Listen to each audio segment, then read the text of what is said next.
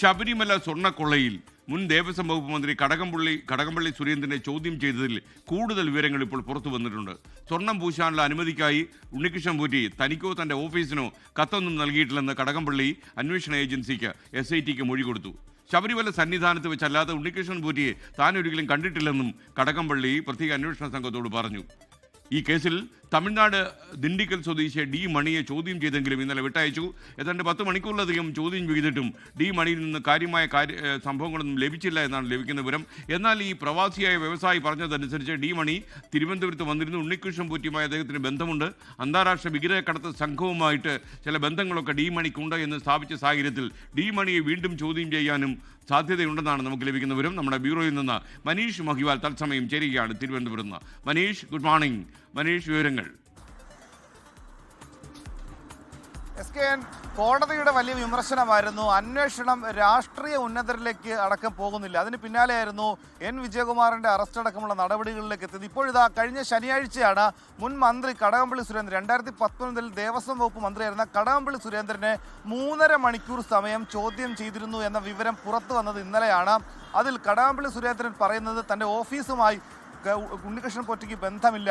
ഒരു ഫോട്ടോ ചിത്രങ്ങൾ പുറത്തു വന്നിട്ടുണ്ടല്ലോ, അത് സംബന്ധിച്ച് SITയുടെ ചോദ്യത്തിന് കടകംപള്ളിയുടെ മറുപടി അത് ബാംഗ്ലൂരിലൊരു മലയാളി സമാജം പരിപാടിക്ക് പോയപ്പോഴെടുത്ത ഫോട്ടോയാണെന്നും സ്വർണം പൂശാൻ തൻ്റെ ഓഫീസുമായി ഉണ്ണികൃഷ്ണൻ പോറ്റി ബന്ധപ്പെട്ടിട്ടില്ല എന്ന് അടക്കമുള്ള കാര്യങ്ങളാണ് കടകംപള്ളി സുരേന്ദ്രൻ പറഞ്ഞിട്ടുള്ളത്. പക്ഷേ ഇവിടെ ഏറ്റവും പ്രസക്തമാകുന്നത് അന്വേഷണം തുടങ്ങിയ മാസങ്ങളായിട്ടും സാധാരണ ഒരു വിവരശേഖരണം എന്ന രീതിയിൽ പോലും ഇതുവരെയും കടകംപള്ളി സുരേന്ദ്രനെ SIT സമീപിച്ചിട്ടില്ലായിരുന്നു. പക്ഷേ അന്വേഷണം അതിൻ്റെ ഏറ്റവും പ്രധാനപ്പെട്ട സുപ്രധാനമായ ഘട്ടത്തിൽ എത്തിയിരിക്കുമ്പോഴാണ് കടകംപള്ളി സുരേന്ദ്രനിലേക്ക് അന്വേഷണ സംഘം എത്തുന്നതും ഇനിയും ചോദ്യം ചെയ്യും. കടകംപള്ളി സുരേന്ദ്രനുമായി ബന്ധപ്പെട്ട് ഏതാനും ചെറിയ ചോദ്യങ്ങൾ അല്ലെങ്കിൽ ചുരുക്കം ചോദ്യങ്ങൾ മാത്രമാണ് ചോദിച്ചിട്ടുള്ളത്. ഇനിയും ഇപ്പോൾ ജുഡീഷ്യൽ കസ്റ്റഡിയിൽ കഴിയുന്ന ഉണ്ണികൃഷ്ണൻ പോറ്റിയെയും പങ്കജ് ഭണ്ഡാരിയെയും ഗോവർദ്ധനെയും വീണ്ടും കസ്റ്റഡിയിൽ ആവശ്യപ്പെടാൻ ഒരുങ്ങുകയാണ് SIT. അങ്ങനെയെങ്കിൽ ഇപ്പോഴും കടകംപള്ളി സുരേന്ദ്രൻ നൽകിയ മൊഴികൾ, ആ മൊഴികളുടെ അടിസ്ഥാനത്തിൽ വീണ്ടും ഉണ്ണികൃഷ്ണൻ പോറ്റിയെ ചോദ്യം ചെയ്യും. അങ്ങനെ ഉണ്ണികൃഷ്ണൻ പോറ്റിയുമായി ചോദ്യം ചെയ്യൽ നടക്കുമ്പോൾ എന്തൊക്കെ തരത്തിലുള്ള ബന്ധങ്ങളായിരുന്നു കടകംപള്ളി സുരേന്ദ്രനുമായി ഉണ്ടായത് എന്ന കാര്യത്തിലൊക്കെ ഒരു വ്യക്തത ഉണ്ടാകും. പിന്നീട് കടകംപള്ളിയെ ചോദ്യം ചെയ്യുമ്പോഴായിരിക്കും ആ കാര്യത്തിൽ ഒരു SITയുടെ സംശയങ്ങൾക്കൊക്കെ ദൂരീകരണം ഉണ്ടാകുക. ഇനി ഡി മണിയുടെ കാര്യത്തിലൊക്കെ ഡി മണി 2 തവണ തിരുവനന്തപുരത്ത് എത്തിയ വിവരങ്ങൾ SIT ലഭ്യമായിട്ടുണ്ട്. ഇയാൾ ഇന്നലെ 10 മണിക്കൂറോളം ചോദ്യം ചെയ്തപ്പോഴും ഇയാൾ ആദ്യ സമയത്ത് ഡിണ്ടിഗൽ വെച്ച് പറഞ്ഞ അതേ മൊഴികൾ ആവർത്തിക്കുകയായിരുന്നു.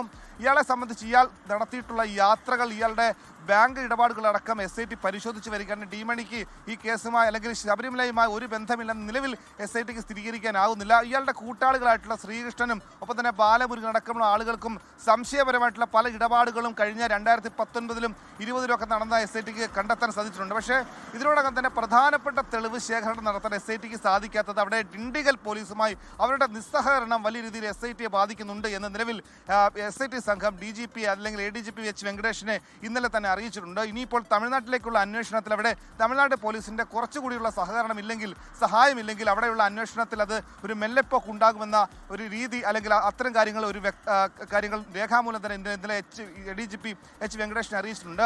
SKN ഇപ്പോഴിതാ ജുഡീഷ്യൽ കസ്റ്റഡിയിലാണ് എല്ലാ പ്രതികളും. ഈ കേസിൽ നിലവിൽ 12 പ്രതികളിൽ 10 പ്രതികളാണ് നിലവിൽ ജുഡീഷ്യൽ കസ്റ്റഡിയിലുള്ളത്. ഇനിയിപ്പോൾ ദേവസ്വം സെക്രട്ടറി ജയശ്രീയും ഇനിയിപ്പോൾ പിന്നീട് ആരോഗ്യസ്ഥിതി മോശമായതിനെ തുടർന്ന് ആശുപത്രിയിൽ കഴിയുന്ന മുൻ ദേവസ്വം ബോർഡ് അംഗം മാത്രമാണ് നിലവിൽ ഇനി പിടികൂടാനുള്ളത്. അവരെ മാത്രമാണ് SITക്ക് കസ്റ്റഡി എടുക്കാനുള്ളത്. 2 കൂട്ടർക്ക് ഒരാൾക്ക് ജാമ്യം സുപ്രീം കോടതി ലഭിച്ചിരുന്നു, മറ്റൊരാൾക്ക് ആരോഗ്യ പ്രശ്നങ്ങൾ മൂലമാണ് അയാളെ നിലവിൽ SIT കസ്റ്റഡി അല്ലെങ്കിൽ അറസ്റ്റ് രേഖപ്പെടുത്താത്തത്.